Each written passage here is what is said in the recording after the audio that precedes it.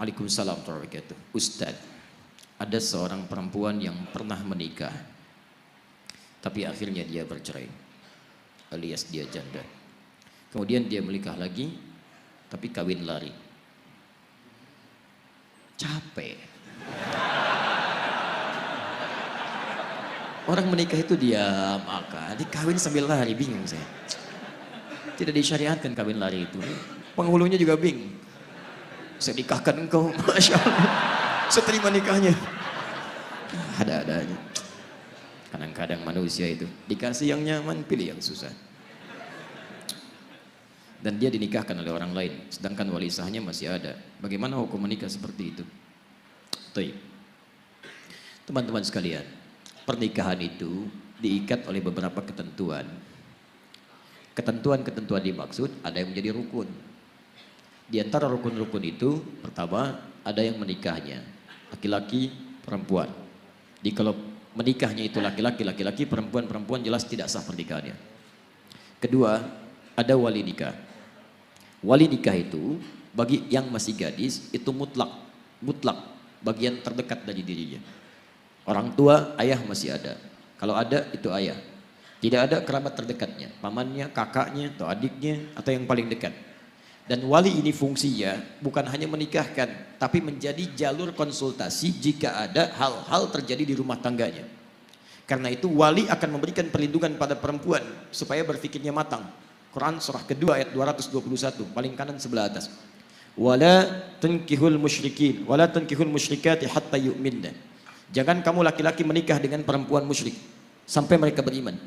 Wala amatun mu'minatun khairum min musyrikati walau a'jabatkum. Perempuan mukmin yang biasa-biasa saja lebih baik dibandingkan dengan musyrik walaupun dia memikat hati. Wala tunkihul musyrikina hatta yu'minu. Lihat kalimatnya. Kalau menuju pada laki-laki kata Quran jangan menikah, tapi untuk perempuan jangan nikahkan anak perempuanmu. Wala tunkihul musyrikin, jangan nikahkan anak perempuanmu kepada pria musyrik. Jadi yang dituju itu walinya. Ayat ini tegas kata para ulama menunjukkan bahwa jika ada perempuan, gadis, ya ini gadis belum masuk ke janda, gadis khususnya akan menikah, maka tidak sah pernikahannya sebelum kemudian dia diputuskan oleh walinya. Putuskan itu maksudnya bukan memutuskan pernikahan dan sebagainya, membimbing pernikahan dia menjadi wali darinya. Jadi tidak boleh dia menikahkan dirinya sendiri. Supaya dijaga kehormatannya, dijaga dia, dan apa fungsi terbaiknya? Quran surah keempat ayat 35, paling kiri di pertengahan. Wa in khiftum shiqaqa bainihima fab'athu hakaman min ahlihi wa hakaman min ahliha. Kalau di rumah tangga terjadi cekcok luar biasa yang menjadikan tidak bisa diselesaikan oleh kedua suami istri itu, maka konsultasilah kepada wali, hakim yang paling bijak. Siapa yang paling bijak? Yang paling bijak, yang paling bagus adalah yang Anda tunduk jadi wali yang menikahkan Anda.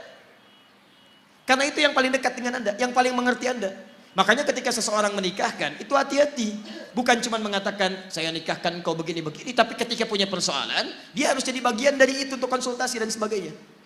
Makanya saya ingatkan pada perempuan-perempuan, jangan anggap enteng wali, yang penting nikah. Tidak. Wow.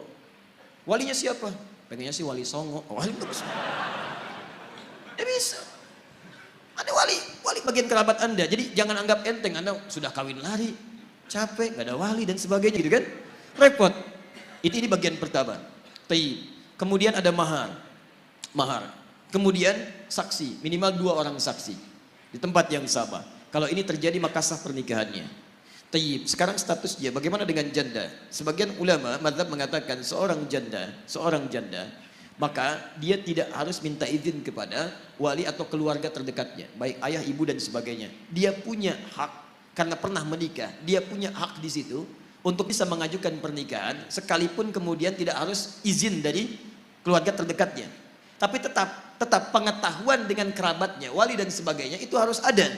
Komunikasi, kebaikan-kebaikan dan sebagainya. Kenapa? Karena khitabun nikah, perintah pernikahan itu tujuan utamanya melahirkan sakinah.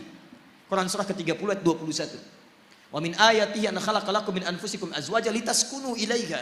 Orang menikah itu supaya tenang, bukan supaya gelisah. Jadi kalau antum belum menikah aja sudah gelisah, ada yang salah dalam cara menikah antum. Bagaimana antum bisa menikah dengan tenang kalau cara menikahnya aja menimbulkan kegelisahan? Makanya sekalipun para perempuan yang sudah pernah menikah punya hak misalnya secara pribadinya untuk dia bisa menikah dengan yang dia pilih, tapi tetap tidak mengurangi 2 hal. Dia harus berkonsultasi, dia tanyakan, dan dia minta perwalian. Jadi tidak menggugurkan hak walinya. Cuman dia punya hak untuk menikah, mengajukan pernikahan, tapi tetap tidak menggugurkan hak walinya. Dia harus dinikahkan oleh orang lain. Siapa itu? Kalau ada kerabat terdekat, ambil kerabat terdekat. Kalau kemudian kerabat terdekat tidak ada, maka silahkan cari wali-wali hakim yang bisa mewakilinya. Dari KUA atau yang lain-lainnya. Tapi maaf sekali lagi, kalau terjadi pernikahan yang seperti tadi, nikahnya sah kalau rukunnya terpenuhi, tapi dia bermaksiat kepada Allah Subhanahu wa taala. Nikahnya sah, tapi dia bermaksiat kepada Allah Subhanahu wa taala.